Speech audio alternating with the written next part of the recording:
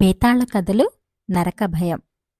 పట్టువదలని విక్రమార్కుడు చెట్టు వద్దకు తిరిగి వెళ్ళి చెట్టుమీద నుంచి శవాన్ని దించి భుజాన వేసుకుని ఎప్పటిలాగే మౌనంగా శ్మశానంకేసి నడవసాగాడు. అప్పుడు శవంలోని బేతాళుడు, రాజా, నీవు పడుతున్న ఈ శ్రమకు ఫలితంగా నరకప్రాప్తి కలుగుతుందేమో ఆలోచించి చూసుకున్నావా? మానవులకు నరక భయాన్ని మించిన భయం లేదు కదా. అది నిరూపించటానికి నీకొక కథ చెబుతాను, శ్రమ తెలియకుండా విను అంటూ ఈ విధంగా చెప్పసాగాడు. ఒకప్పుడు సింహళ ద్వీపంలో సింహవిక్రముడనే గజదొంగ ఉండేవాడు. వాడు బుద్ధి తెలిసినప్పటినుంచి ఇతరుల సొత్తు దోచి ధనికుడై సుఖజీవనం గడిపాడు. అటువంటి వాడికి వార్ధక్యం సమీపించింది. అప్పుడు వాడికొక చింత పట్టుకున్నది. వాడిలాగా అనుకున్నాడు, ఈ లోకంలో తప్పించుకున్నాను కాని చచ్చాక నాకు నరకం తప్పదు. ఈ జన్మలో కొంచెమైనా పుణ్యం చేయని నన్ను నరకం నుంచి ఏ దేవుడు కాపాడగలడు? దేవుళ్లకు, దిక్పాలకులకు దేవతలు భక్తులుగా ఉంటారు. అందుచేత శివుడు కాని విష్ణువు కాని దేవతలను కాదని నా మొర ఆలకించరు. భూలోకవాసులకు అందరి పాపపుణ్యాలు లెక్కలు వేసే చిత్రగుప్తుడే నాకేదైనా సహాయం చెయ్యాలి. ఈ విధంగా అనుకుని సింహవిక్రముడు నిత్యమూ భక్తి శ్రద్ధలతో చిత్రగుప్తుణ్ణి అర్చించసాగాడు. చిత్రగుప్తుడి ప్రీత్యర్థం బ్రాహ్మణ సంతర్పణలు చేయనారంభించాడు. భోజనం చేసిన బ్రాహ్మణులను చిత్రగుప్తుడి అనుగ్రహం కలుగుగాక అని తనను దీవించమనేవాడు. ఒకనాడు చిత్రగుప్తుడే బ్రాహ్మణ వేషం ధరించి సింహవిక్రముడి ఇంటికి అతిథిగా వచ్చాడు. దొంగవాడు ఆయనకు చక్కగా అతిథి సత్కారాలు జరిపి భోజనం పెట్టి గొప్పగా దక్షిణ ఇచ్చి నన్ను చిత్రగుప్తుడు అనుగ్రహించాలని ఆశీర్వదించండి అని కోరాడు. చిత్రగుప్తుడు వాడితో, ఇదేమి ఆశీర్వచనం? శివకేశవులను కూడా విడిచి చిత్రగుప్తుణ్ణి ఆరాధిస్తున్నావేమిటి అని అన్నాడు. అదంతా మీకెందుకు? నాకు చిత్రగుప్తుడి అనుగ్రహం తప్ప మరే దేవత అనుగ్రహమూ అవసరం లేదు అన్నాడు దొంగవాడు. ఈ మాటకు చిత్రగుప్తుడు సంతోషించి తన నిజరూపంతో దొంగవాడికి ప్రత్యక్షమై, నీ భక్తికి మెచ్చాను, నీకేం కావాలో చెప్పు అన్నాడు. సింహవిక్రముడు పరమానందభరితుడై, స్వామీ, నాకు చావు రాకుండా ఉపాయం చెప్పండి అన్నాడు. అది అసాధ్యమైన సంగతి, అయినా నీకొక ఉపాయం చెబుతాను.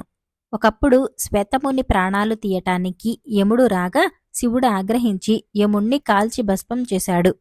శివుడి తర్వాత యముణ్ణి తిరిగి బతికిస్తూ శ్వేతముని ఉండే చోట ఏ ప్రాణిని అంటవద్దని ఆజ్ఞాపించాడు. సముద్రం అవతల తరంగణీ నది అవతలి ఒడ్డున శ్వేతముని ఆశ్రమం నిర్మించుకుని ఉంటున్నాడు. ఆ తపోవనంలోకి యముడు కాని యమకింకరులు కాని రారు. నిన్నక్కడ దిగవిడుస్తాను. నీవు మాత్రం ఏ పరిస్థితిలోనూ ఆ నది దాటి అవతలి ఒడ్డుకు రాకు అని చెప్పి చిత్రగుప్తుడు సింహవిక్రముణ్ణి తరంగణీ నది అవతలి ఒడ్డున శ్వేతముని ఆశ్రమంలో వదిలి అదృశ్యుడయ్యాడు. కొంతకాలం గడిచాక యముడు దొంగవాడి ప్రాణాలు తీసుకుపోవటానికి తరంగిణీ నది యువతలి ఒడ్డుకు చేరాడు. తాను నది అవతలి ఒడ్డుకు పోవటానికి లేదు కనుక యముడు తన మాయా ప్రభావంతో ఒక దివ్య స్త్రీని సృష్టించి శ్వేతముని ఆశ్రమానికి పంపాడు. ఆ స్త్రీని చూసి దొంగ మోహితుడై ఆమెతో కొంతకాలం సుఖించాడు. ఆ తర్వాత ఆమె తన వాళ్లను చూడటానికి నది దాటి వెళ్లి మళ్లీ వస్తానని బయలుదేరింది. దొంగవాడు ఆమెను నది ఒడ్డుదాకా సాగనంపి ఆమె నది దాటటం చూస్తూ అక్కడే నిలబడ్డాడు. సగం నది దాటి ఆమె ప్రవాహ వేగానికి కొట్టుకుపోతున్నట్టు నటిస్తూ, అయ్యో, మునిగిపోతున్నాను, కాపాడు, అలా చూస్తూ నిలబడిపోతావేం, రక్షించు అని కేకలు పెట్టింది.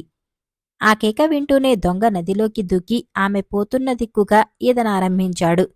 అతను ఆమెను చేరుకునేసరికి ఆమె అవతలి ఒడ్డు చేరింది. దొంగ అవతలి ఒడ్డున కాలు పెట్టగానే యముడు దొంగ మెడకు పాశం తగిలించి తన లోకానికి తీసుకుపోయాడు. ఈ విధంగా సింహవిక్రముడు చావు తప్పించుకోలేకపోయాడు. అయినప్పటికీ చిత్రగుప్తుడు వాడికి మరొక సలహా రహస్యంగా చెప్పాడు. యముడు నిన్ను ముందు స్వర్గమనుభవిస్తావా నరకమనుభవిస్తావా అని అడుగుతాడు. స్వర్గమే అనుభవిస్తానని చెప్పు. నిన్ను స్వర్గానికి పంపుతారు. అక్కడ నీవు స్వర్గసుఖాలు అనుభవిస్తూ కూర్చోక నీ పాపమంతా పరిహారమయ్యేదాకా తపస్సు చెయ్యి. సింహవిక్రముడు అలాగే చేస్తానన్నాడు. తర్వాత యమధర్మరాజు చిత్రగుప్తుణ్ణి పిలిచి, ఈ దొంగకు పుణ్యఫలమేమైనా ఉన్నదా అని అడిగాడు. ఉన్నది దేవా, ఇతను బ్రాహ్మణ సంతర్పణలు చేసి ఒక దేవతా దినం పాటు స్వర్గవాసం చేసేపాటి పుణ్యం సంపాదించాడు అన్నాడు చిత్రగుప్తుడు. ఏమోయ్, నీకు ముందు స్వర్గం కావాలా నరకం కావాలా అని యముడు దొంగను అడిగాడు. దేవా, నేను ముందు స్వర్గానికే పోతాను అన్నాడు దొంగ. సింహవిక్రముణ్ణి స్వర్గానికి పంపారు. వాడక్కడ సుఖాలనుభవించే ఉద్దేశం పెట్టుకోక శివుణ్ణి గురించి తీవ్రమైన తపస్సు చేసి తన పాపాలన్నిటినీ భస్మం చేసేసుకున్నాడు. అతడి స్వర్గవాసం పూర్తి కాగానే అతన్ని నరకానికి తీసుకుపోవటానికి వచ్చిన యమకింకరులు అతన్ని తేరి చూడటానికి కూడా శక్తి చాలక వచ్చిన దారినే తిరిగి వెళ్లారు. బేతాళుడి కథ చెప్పి, రాజా, నాకొక సందేహం. సింహవిక్రముడు శ్వేతముని ఆశ్రమంలో ఉండగా యముడు పంపిన మాయాస్త్రీ వ్యామోహంలో పడనట్టయితే చావును జయించి ఉండేవాడు. ఘోర తపస్సు చేయాల్సిన అవసరం ఉండేదే కాదు కదా. క్షుద్రమైన స్త్రీ సుఖం కోసం ఒక దివ్యమైన దినంపాటు స్వర్గభోగాలు లేకుండా ఆ దొంగ ఎందుకు చేసుకున్నాడు? ఈ సందేహానికి సమాధానం తెలిసి కూడా చెప్పకపోయావో నీ తల పగిలిపోతుంది అన్నాడు. దానికి విక్రమార్కుడు, సుఖభ్రాంతే నరకభయానికి మూల కారణం. ఈ విషయంలో హీన సుఖాలు ఉత్తమ సుఖాలు అన్న వ్యత్యాసం ఏమీ లేదు. సింహవిక్రముడు శ్వేతముని ఆశ్రమంలో ఉంటూ మాయాస్త్రీ భ్రాంతితో ప్రాణం మీదికి తెచ్చుకుని నరకానికి దగ్గరపడ్డాడు. అలాంటి భ్రాంతే అతనికి స్వర్గసుఖాల మీద కూడా ఉండినట్టయితే తప్పక నరకప్రాప్తి పొంది ఉండేవాడే. సుఖప్రాప్తి పోయిన క్షణంలో అతనికి నరకభయం కూడా పోయింది అన్నాడు. రాజుకి విధంగా మౌనభంగం కలగగానే బేతాళుడు శవంతో సహా మాయమై తిరిగి చెట్టెక్కాడు.